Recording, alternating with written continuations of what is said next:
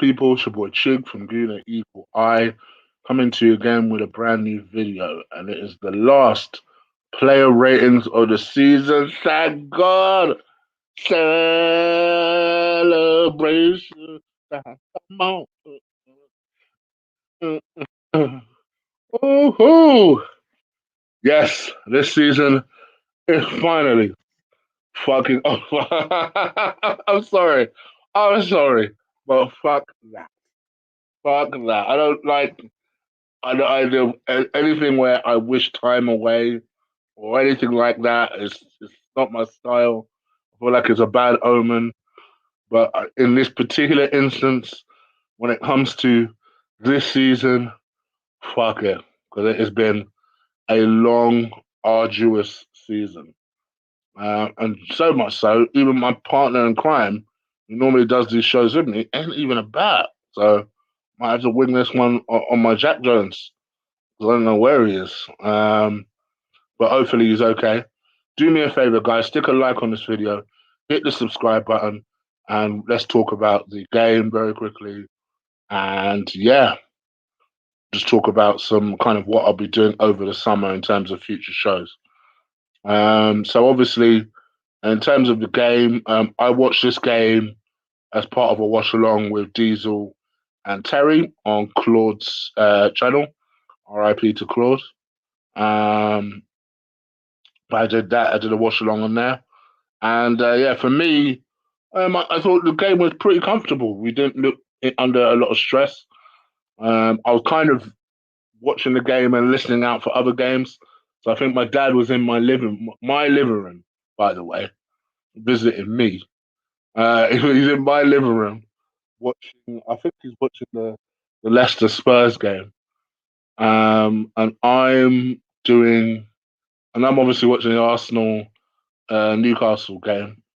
Sorry, Arsenal Brighton game. And I think my sister's watching another game. So we were all at it today. We were all battle stations. So I was listening for all results today. And yeah, basically, from what I can tell, although my 100% concentration wasn't totally into Arsenal, it looked like we were very, very comfortable. I mean, the people that stood out immediately were Smith Rowe, where your Thomas Partey's, and then your Pepe's, and I'm so happy for Pepe. This is a guy who is finally starting to make people realize that he's a decent player, And I said it earlier in Lee's stream, and I'll say it again. Omar, Ben, who else wrote him off in this live chat? All those people that were writing Pepe off, and I'm like, bro, pump the brakes, just hold on, hold on. I think we're starting to see glimpses of why the guy is so good. He just needs to not be taken out of the team when he plays well. Go figure. If we can only get a manager that does that, we might actually see a half decent player out of Pepe. But there you go. And I think people are starting to realize it as well. I noticed that there's certain. I watch Filthy Fellas, for example. Shout out to them. A YouTube channel, and they've been previously very critical of Nicolas Pepe, and even they were today like wondering maybe we've been a bit harsh on Nicolas Pepe. Like he's doing, you know, uh, uh, he's doing well, and it's easy. I've just seen Dwayne's comment just now.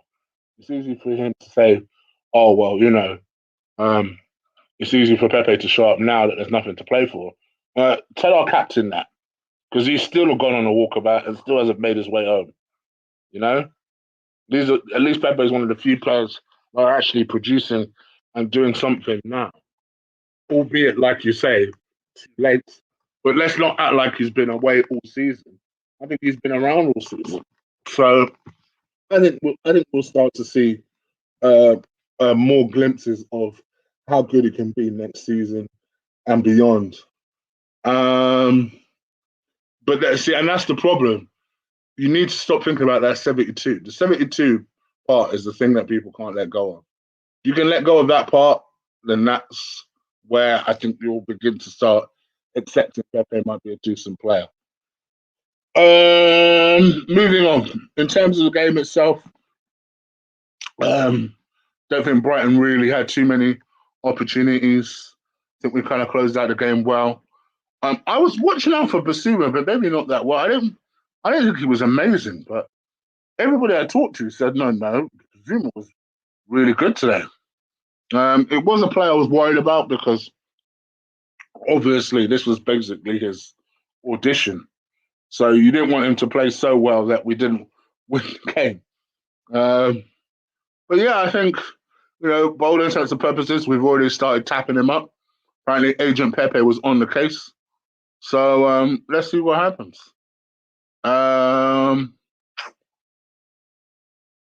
What else? What else? Can't think of anything else. All right, so let me go into player rating straight away. I don't want to waste too much time for you guys. Please do slap a like on the video.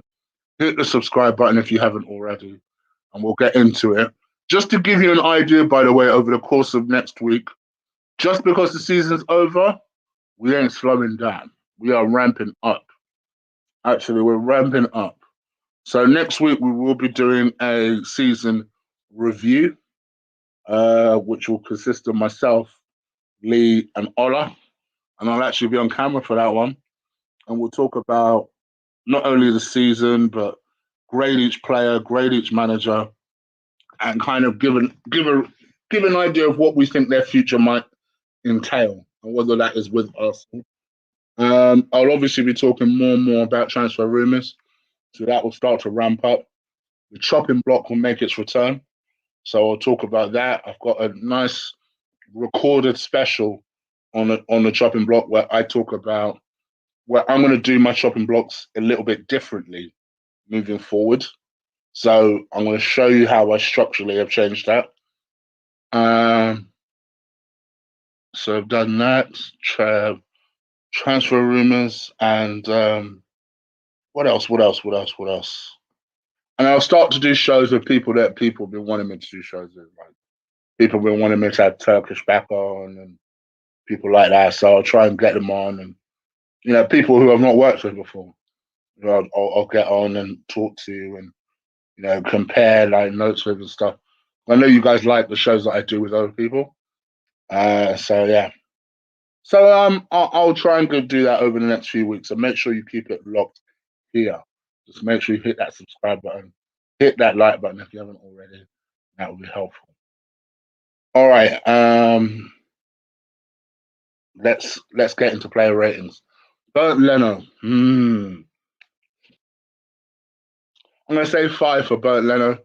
I didn't think there was anything that he did that was particularly bad or wrong or shocking. I think, to be honest, his task must be just try and get through each game without pissing off an Arsenal fan. So I think now that the season's over, I think they'll be breathing a sigh of relief. So yes, Bernd Leno, I'll give him a 5 out of 10. Don't think he did anything particularly wrong. Callum Chambers, I'm going to give him a 6. I think Callum Chambers has done excellently. Moving over to the right hand side, it's a position I didn't think he could play. I didn't think he had pace for, but he's been he's turned from Arteta's makeshift back five, preferred back right back, to the number one person there. So I don't know how he's managed to do that, but fair play to Chambers, and no doubt he'll get a contract off the back of that. So I'm going to give Chambers a 7. What can I say? Next to him, I'm going to go Gabriel. I'm going to go 6. Tierney, I'm going to go 6 too. Right hand side, I'm going to go with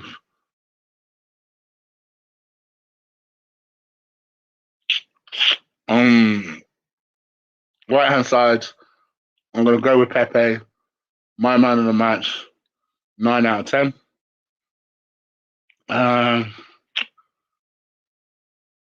Sorry, I said Tierney, didn't I? 6 out of 10. Right, in the middle. Excuse me, sorry, gone skipped right ahead. In the middle, I've gone with Partey, 7 out of 10. Granit Xhaka, 5 out of 10. No explanation needed for that one. Right hand side, 9 out of 10. Nicolas Pepe. Left hand side, Emil Smith Rowe. I'm going to go with 7 out of 10. Up top, Aubameyang, 3 out of 10. Worst player on the pitch. Worst player on the pitch. I think that pretty much covers everything. If there's anything I'm missing, guys, just let me know. Yeah, I don't think there's anything I'm missing. Oh, subs wise. Let me get the damn subs up. You guys remind me of the subs while I look for my phone furiously.